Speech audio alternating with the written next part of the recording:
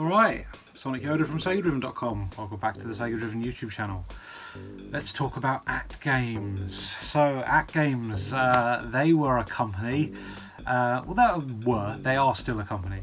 But Sega had a bit of a relationship with them for quite a while. They were making lots of clone Mega Drive hardware for the company to be sold on as a budget sort of novelty item for people that liked a bit of retro to go and play some classic Mega Drive games. There are various handhelds and home consoles that they developed. They all use a sort of system on a chip solution, so they're actually using real hardware but sort of emulating the specs of the original system. It's a bit of a weird setup, but I want to talk about something in particular today. We're going to be talking about this little unit. This is the Sega Mega Drive Arcade Classic. This is a later revision because it has an IR sensor on the front which allows you to use a wireless controller which takes a couple of AAA batteries. We're not going to use that because that introduces some input lag, and I will not be having this when I play Mega Drive games. I like to have no input lag, thank you very much. So we've also got a couple of 9-pin Mega Drive controller ports, so we can use actual Mega Drive pads. And this has 60 built-in games and then a load of AtGames developed guff on the end that you don't really need to play because it's all just clones of existing arcade games and things like that, but not very good. But there's some actual, original Mega Drive games on this, 60 to select from. But also we have an actual cartridge port, so you can play actual Mega Drive games on this. Now, notoriously, these things do not have good sound emulation and supposedly have pretty bad compatibility with actual Mega Drive cartridges. But I want to put that to the test because I like the idea of a tiny little Mega Drive that has actual, cartridge ports so that you can play your old games on it. I think that's a really cool idea. It's certainly an interesting option. It's a little bit different to obviously what came later. Obviously, once Sega had disbanded their partnership with AtGames, they moved on to in-house development on this Mega Drive Mini and made a fantastic little micro console which everybody should own. But I still kind of like the idea of having a cartridge port so that I can play things from my old collection and actually, expand the library somewhat. So let's check this out, let's see what the compatibility is like and see if there's any surprises. So before we kick things off, here's a quick comparison between a AtGames Mega Drive and an original Mega Drive. So as you can see, that's quite the size comparison. It's a nice little diddy thing. It's obviously not aesthetically similar to a Mega Drive. It's quite a different thing with its sort of, Anderson shelter shape. But I still kind of like it. I think it's a really compact little thing. I think this is easier to transport than an entire Mega Drive if you wanted to bring this around with friends or something like that.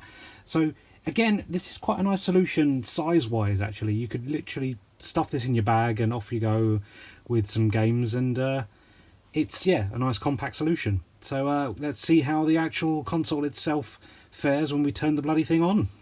So with no cartridge in the system and turned on, this is what we're presented with. We've got 60 original Mega Drive titles built into the system.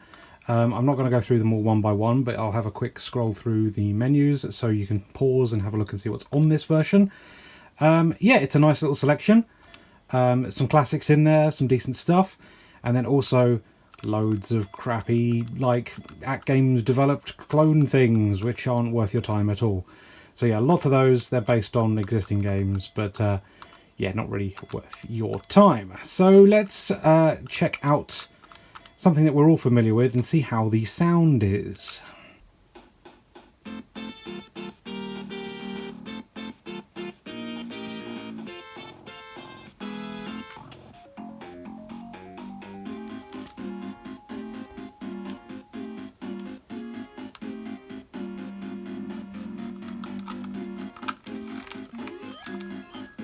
So it ain't great. It's playing at the wrong speed.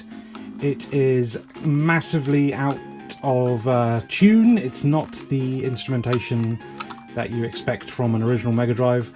So it ain't great in the sound department. And like I say, it's 50 Hertz, and this whole thing is locked down. There isn't a region switch on the back which is the case on some of these models, which allows you to play NTSC and PAL.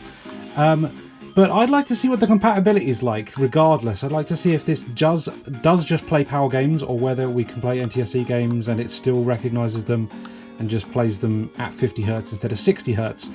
So let's head on over to the Mega Drive collection and see what works in this and what doesn't. So first up is my Flashcard. Now, I'm not expecting this to work whatsoever, because I very much doubt that the clone motherboard in this has the same specs as an original Mega Drive. So this is probably going to just not work or not load ROMs, so let's turn it on and give it a go. Okay, so we've got the menu, and we'll try and select a game. So it's not bringing up the menu for ROMs, so it's not initializing the SD card. So I'm guessing that this system is probably going to have a hard time booting anything with specific hardware that's built into the cartridge itself. I think as long as it's just a ROM on a cartridge, we're probably going to be fine. But yeah, anything with additional hardware is probably going to play some crazy things with this and not work, as you can see here. We'll try and boot the ROM that's already loaded into flash memory. So if I press play game, yeah, it just doesn't want to do it. It's basically just loading what's directly on the ROM of the cartridge itself, which is obviously the operating system for this flash card. So yeah, that doesn't work. A little bit I was expecting something more, because it actually booted the menu, but yeah, unfortunately we can't actually play games via the flash card. So let's go and check out some cartridges then and see what we can play. So first up, let's try a pretty standard PAL game. This is obviously quite intensive visually. This is Sonic 3D Flicky's Island. But I just want to see what happens when we play a standard PAL game and see what sort of speed it's running at and whether it's running in the correct region. Because, yeah, everything seems to be PAL so far.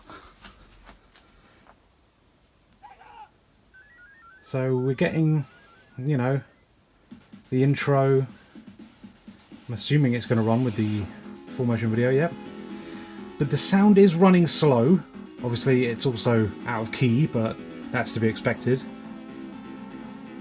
It's also running at the wrong speed because it didn't match up. That's interesting. So it's got Sonic 3D Blast as the title screen and not Sonic 3D Flicky's Island. So for whatever reason, this motherboard in this system is deciding it's in, you know, US territory, despite the fact that it's running in PAL 50 Hz. That's very strange. Okay, so it's forcing everything into US and then playing it in PAL. How bizarre. Okay, well, it's running successfully. This is, you know, visually quite intensive. It's quite a late release for the Mega Drive, so it's nice to see that it's, you know, rendering correctly and playing the right game, even if it doesn't sound correct. But I'm impressed, to be honest with you. I didn't think it would handle something that had, you know, that level of graphical trickery like the full motion video at the start there. I think that's quite impressive that it rendered it, even if it was at the wrong speed. Cool, let's try something else. Okay, so PAL games work, but what about NTSC games? More specifically, Japanese Mega Drive games. This will be interesting, actually, because as we've already proven, the motherboard is making the games run in US. So I don't know whether the lockout in Pulseman is actually going to get bypassed here, because this is a game with region lockout. It does throw up a screen saying that it needs to be played on a certain system from a certain region. So it'll be interesting to see what this does. Well, bugger me. So that's actually running.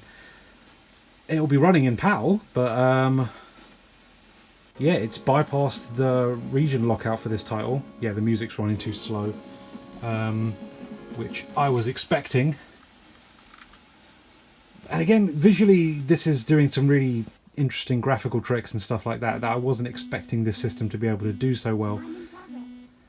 It's nice that the sampled speech is still quite clear.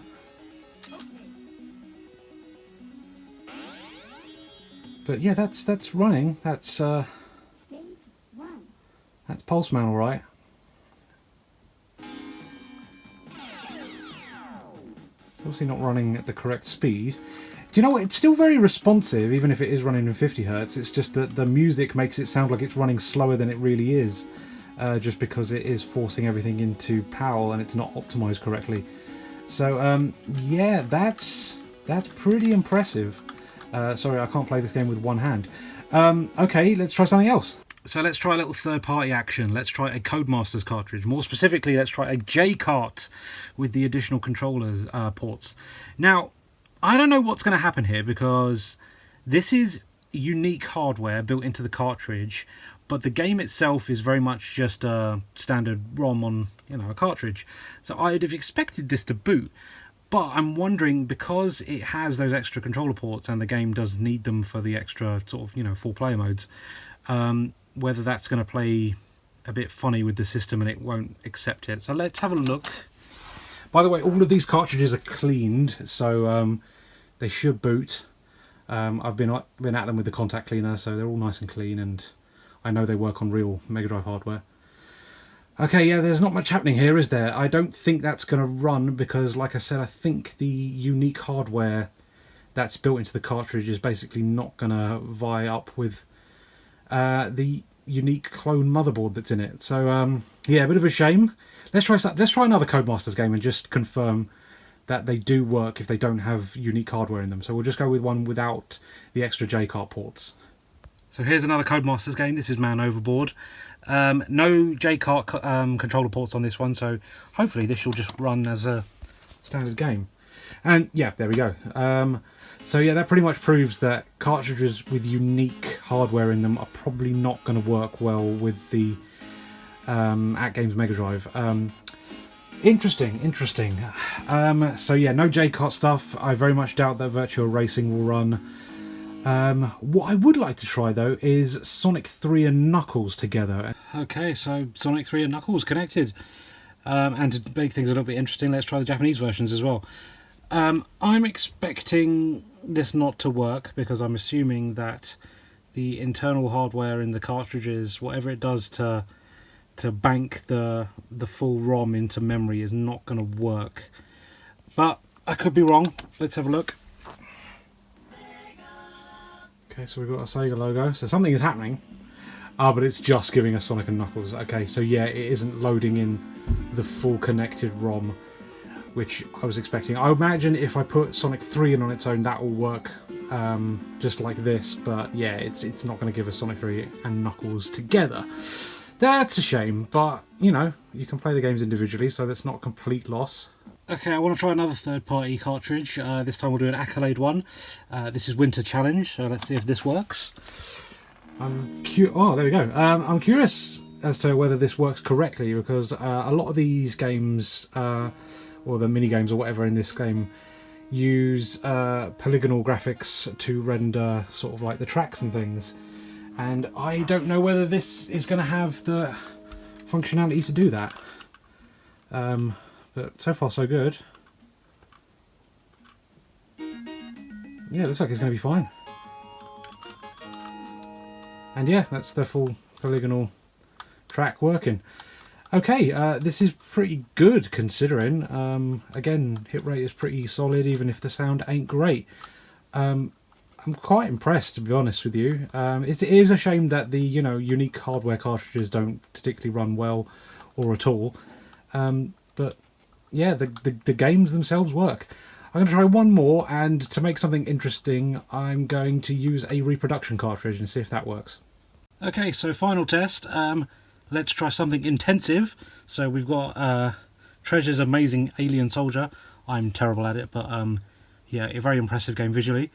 And also it's a reproduction version, so I'm very, very curious as to whether or not this will work. So let's give it a go. Hey, so yeah, it's working. Again, the music is too slow and it's running in PAL, whereas it's a Japanese game. But that is Alien Soldier running on a, AtGames system, which is impressive in itself. Let's actually show you some action. Okay, yeah, that's all there, isn't it? Wow. Okay, that's a pretty solid test, to be honest with you.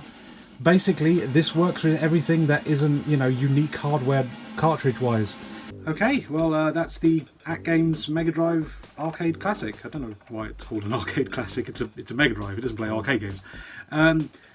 I'm quite impressed with this, to be honest with you. The hit rate was a lot more successful than I was expecting. All right, we lose a bit of the library because of unique hardware in cartridge, but as long as it's a standard ROM on a cartridge with no extra, grunt or a proprietary chip like the SVP chip, you're basically going to get everything running on this. All right, yes, it will just run in PAL, and all right, yes, the sound won't be great, but as a novelty, this is quite impressive, to be honest with you. I don't think I'd use this as my main Mega Drive, but as something that I could easily bring around someone's house or easily plug in because it's so small and there's very little in the way of connections on it. This might be like my casual Mega Drive. I'll put like a CD on, turn the sound off of the system, and just play games on it, nice and simply as a little casual unit. I think it's quite a nice little thing as a novelty, to be honest with you. I think you'd feel a little hard done by if you paid full whack for this, but I didn't pay full whack for this. This was about 13 quid delivered, pre-owned on eBay, and that's how I'd recommend it, to be honest with you. It's not a substitute for a Mega Drive, it's a little novelty that you have in addition. And it works fine, and it's a nice little thing to plug in every now and again if you've got music on. As a distraction, you can just play some Mega Drive games, and they perform well, even if the sound isn't correct, but the actual speed of the game is correct. They play well enough. There's no frame drops or anything like that. Nothing out of the ordinary. It plays like you'd expect it to. It's just the sound is off. So turn the sound off, put a CD on, and enjoy a bit of casual Mega Drive gaming, because that is a nice way of doing it. But yeah, don't pay full whack for one of these. It's certainly not worth it, and definitely not a substitute for a real Mega Drive. But as something casual to slap on every now and again, a little novelty, something easy to set up, it does the job. Oi!